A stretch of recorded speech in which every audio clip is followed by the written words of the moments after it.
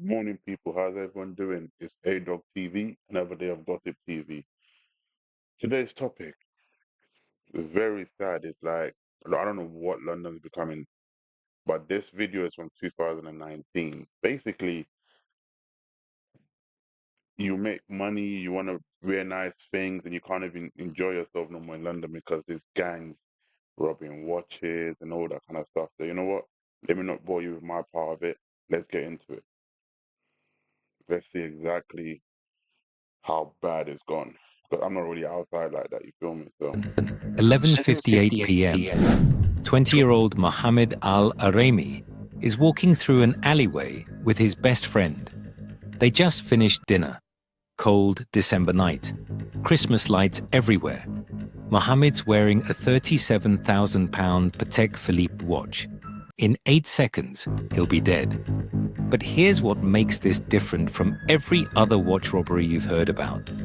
The two men about to kill him have been hunting for 90 minutes, walking through the wealthiest square mile in Britain, Notting Hill, Kensington, Hyde Park, Mayfair, streets lined with Bentleys and Ferraris, restaurants where dinner costs £500 per person.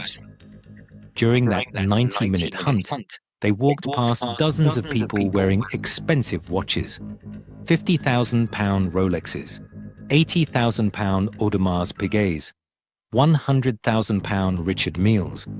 They looked at every single one and kept walking.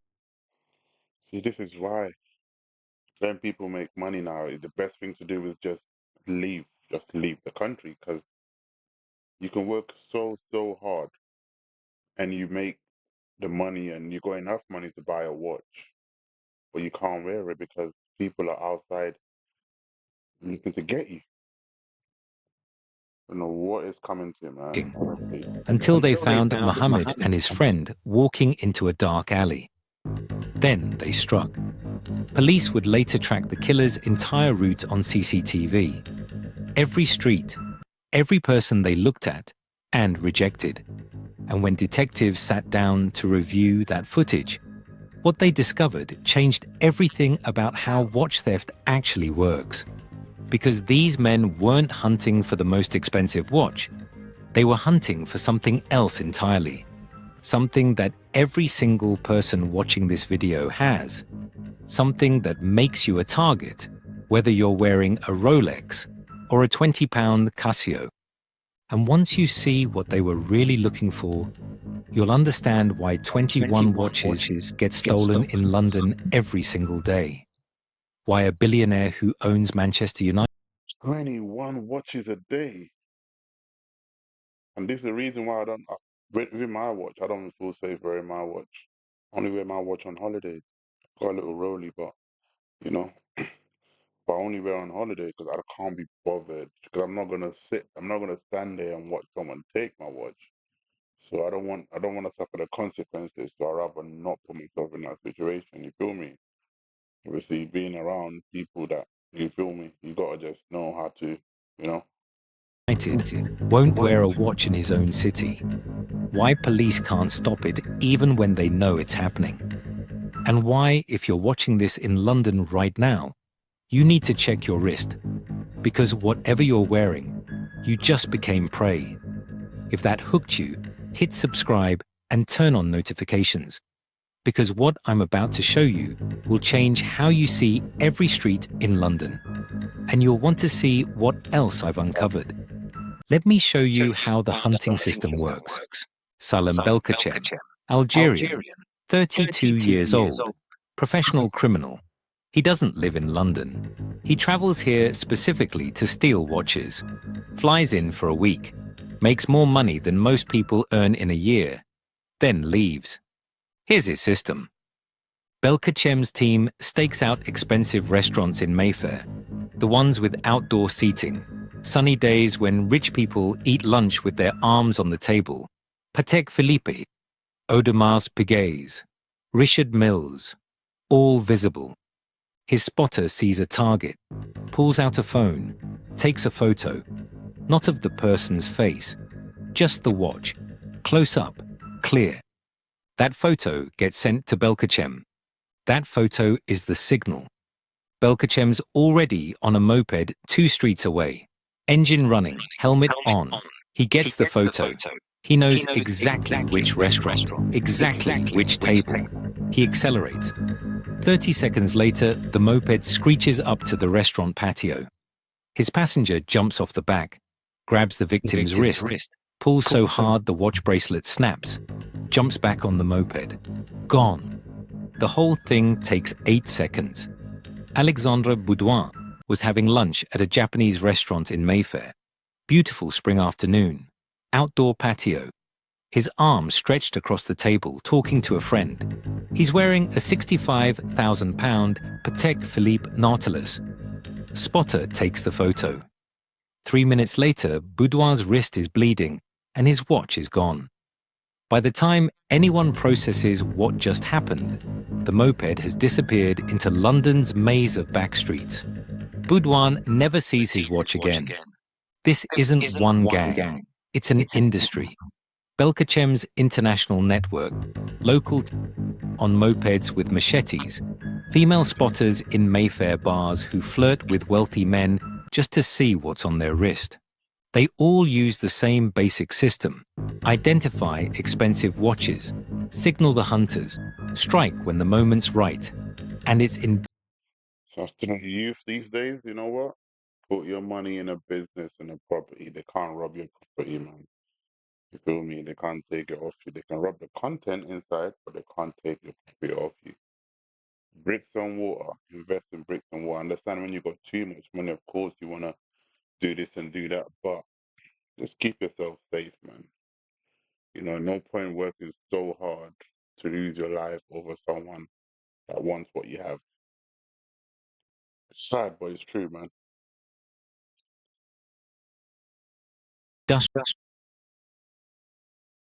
Industrial scale.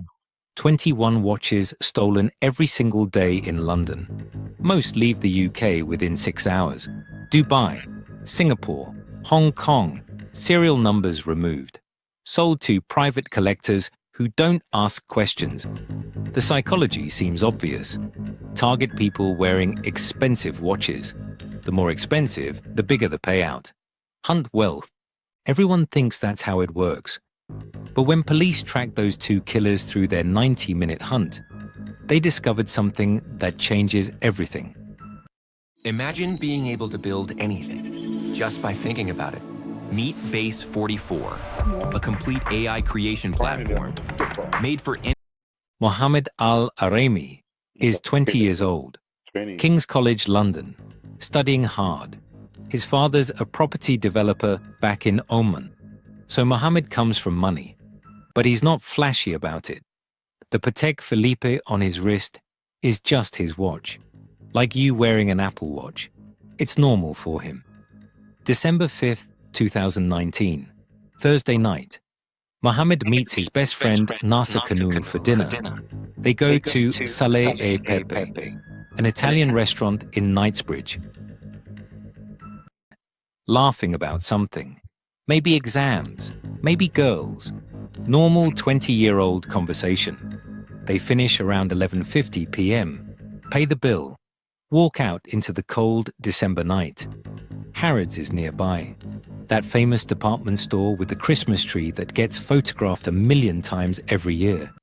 The lights are beautiful. There's an alleyway between Basil Street and Sloane Street. A shortcut, 20 meters long. They've probably walked through it before. It's Knightsbridge, one of the safest, wealthiest areas in the world. They're 10 meters into the alley when 2 men attack from behind. Badir Al-Nazi, 24 years old, grabs Mohammed around the throat from behind. Mohammed's friend Nasser tries to help. The second attacker, Arsebone Dilbaro, 23, turns and stabs Nasser in the back. Mohammed's fighting. He's 20, strong, fit. He's not giving up without a fight. Al-Nazi pulls out a knife.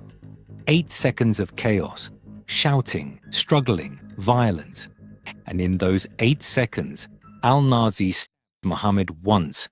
Left side of his chest, single knife wound. Mohammed and Nasser break free. Both bleeding, they run. The attackers chase briefly, then vanish into the night. Mohammed's running toward Harrods, toward the lights, toward help. He makes it 30 meters. Then his legs give out. Over a watch. You made him lose his life over a watch. That's man. Those people, they ain't got no heart, man. He collapses on the pavement next to the Harrods Christmas tree. That beautiful, famous Christmas tree that's in everyone's Instagram photos. Harrods security guards see him fall. They sprint over. Someone's already calling 999. A doctor happens to be walking past. He performs emergency open chest surgery right there on the pavement. Gets Mohammed's heart beating again briefly. Paramedics arrive. They take over. Mohammed Al-Aremi dies 40 minutes after being lying in a pool of blood next to the Harrods Christmas tree. 20 years old, because 2 men wanted his watch. Nasser survives. 2-centimeter stab wound. Physically, he's okay. But years later, testifying from Bahrain via video link, he'll say he never imagined a casual dinner would be the last time he saw his best friend alive. The killers, they don't run far. Badir Al-Nazi sees his face on social media when police release CCTV asking for help identifying suspects. He turns himself in a month later, just walks into a police station. Dilbaro flees to Egypt, then incredibly stupidly comes back to the UK 7 months later. Gets arrested at Heathrow.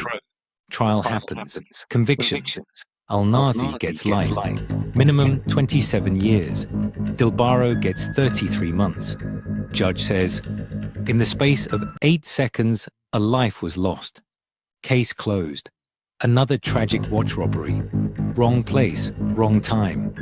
Except during the investigation, It's not even the wrong place, wrong time. It's just, like the right place, wrong people. It's crazy, man. I hope this just teaches everyone. I'm not even saying it to hate or nothing, but I'm just letting just to be safe. I know that we have our money, we can afford what we want and everything, but we gotta understand these things are possible. So you gotta protect yourself, man. If you have those expensive watches, put on a big jumper and cover it.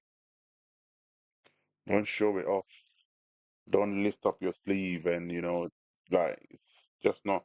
You might be a gangster from your hood. Just remember, everyone can get hurt. There's always someone better. There's always someone tougher. Always someone bigger.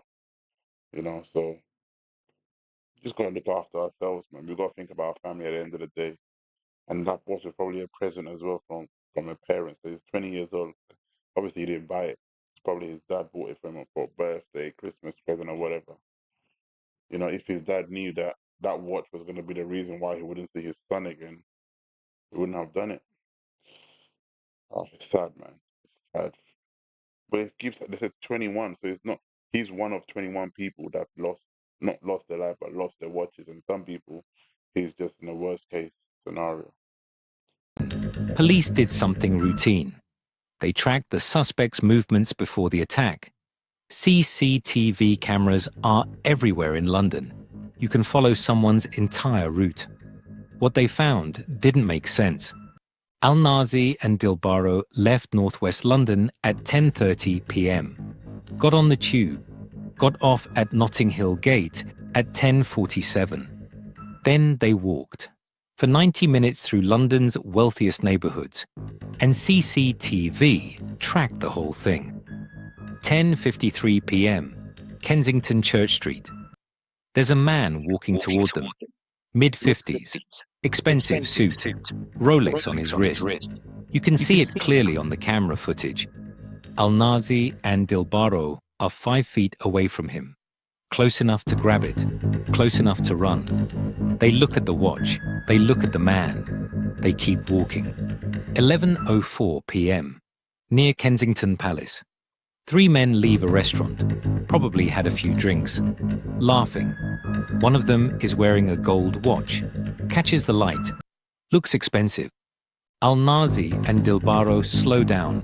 They're watching, assessing. They keep walking. 11:18 p.m. Hyde Park Corner. A couple walking to their car. The man checks his watch. It's clearly visible. Looks like an Audemars Piguet, worth at least £80,000. Al-Nazi and Dilbaro are 20 feet behind them. They could catch up easily.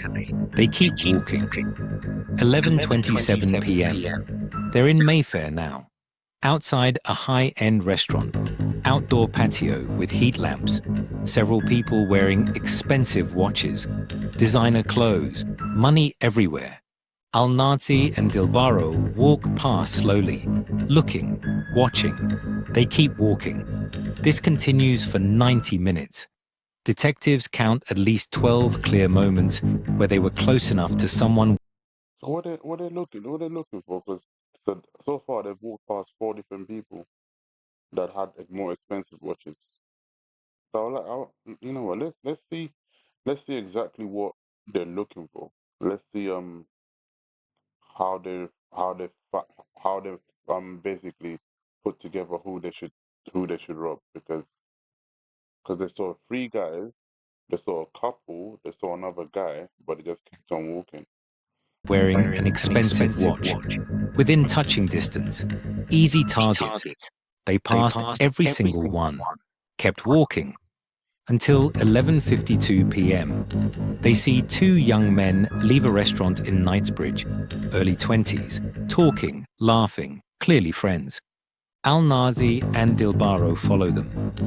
The two young men walk into an alleyway.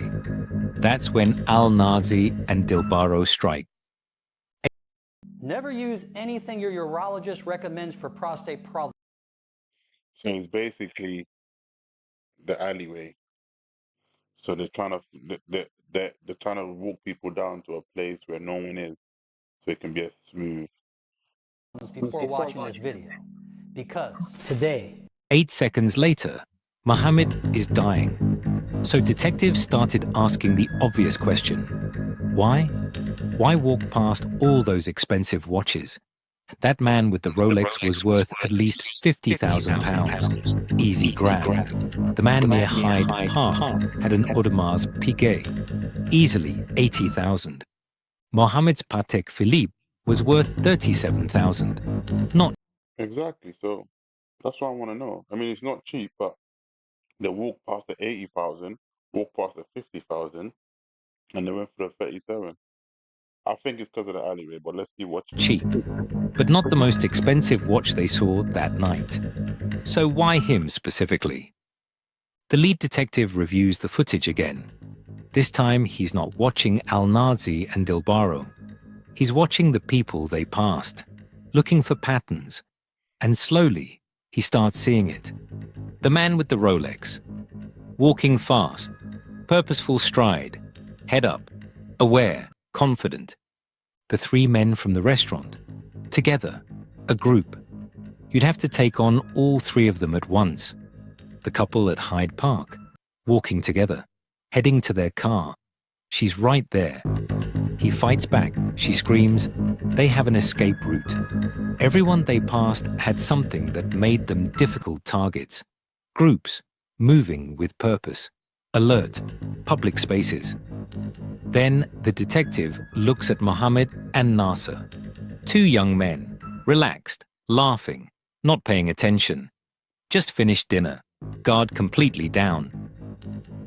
They walk into a dark alleyway, 20 meters. No cameras inside it, no witnesses, isolated. They're alone. That's when the detective realizes what Al-Nazi and Dilbaro were actually hunting for during those 90 minutes. Not the most expensive watches, the most vulnerable victims. Think about it. If you're going to violently rob someone, you don't want alert. You don't want groups. You don't want witnesses or security or escape routes. You want isolated, distracted, alone, unaware. You want vulnerable. And when Scotland Yard pulls up every other major watch crime in London to check this theory, the pattern is everywhere. April 2022. Amir Khan, former world champion boxer, Olympic silver medalist, a man who's fought professionally against the best in the world.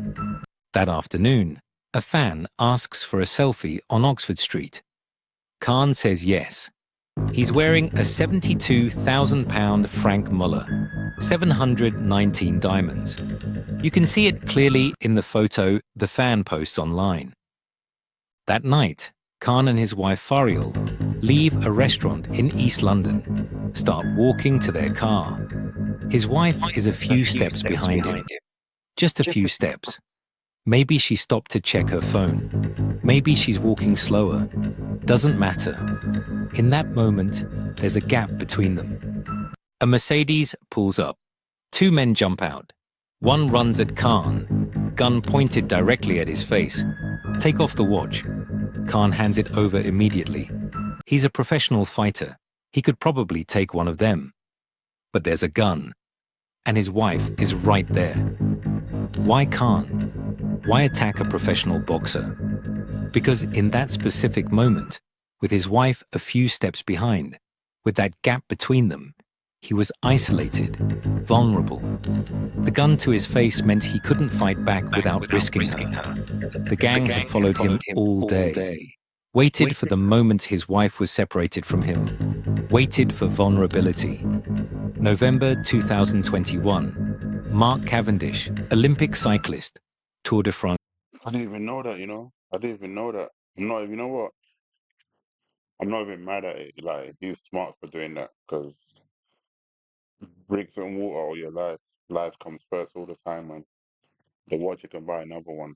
But life, you get one life. Legend, home in Essex with his wife and 3 children. 2:30 a.m. Cavendish is asleep. He's recovering from a crash. Broken ribs, punctured lung. He's injured. Balaclava-clad gang smashes through the door, rushes upstairs. Cavendish tries to press the panic alarm. One of them jumps on his broken ribs, starts punching.